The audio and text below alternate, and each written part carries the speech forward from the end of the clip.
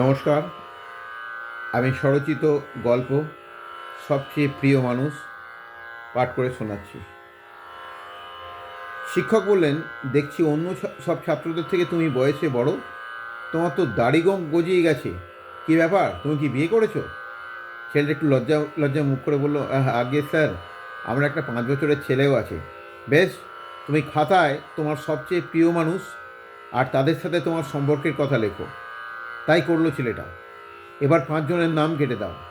দেখা গেল ছেলেটা 2জন প্রতিবেশী আর 3জন সহপাঠীর নাম কাটলো। বেশ, এবার আরও 3জনের নাম কাটো। সেটা আবার কাঁপছে।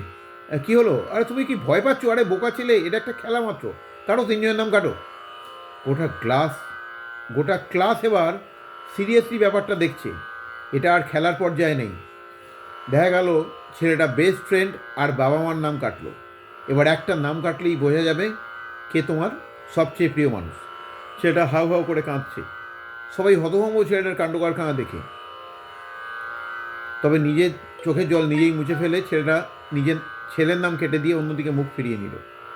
শিক্ষক তার পিঠে হাত রেখে বললেন, বুঝেছি তোমার সবচেয়ে প্রিয় মানুষ তোমার বউ, কিন্তু বাবা, খুব কষ্ট পেলেও তুমি নিজের ছেলের নাম কাটলে কেন? ছেলেটা বলল, কারণ বড় হয়ে ভুল বুঝে ছেলে আমায় ছেড়ে দিতে পারে, কিন্তু আমার বউ সারা জীবন সুখে দুঃখে আমার পাশে থাকবে। সে কখনো আমায় ছেড়ে যাবে না। আমার বউ কখনো আমায় ছেড়ে যাবে না। আমার বউ কখনো আমায় ছেড়ে যাবে না। নমস্কার।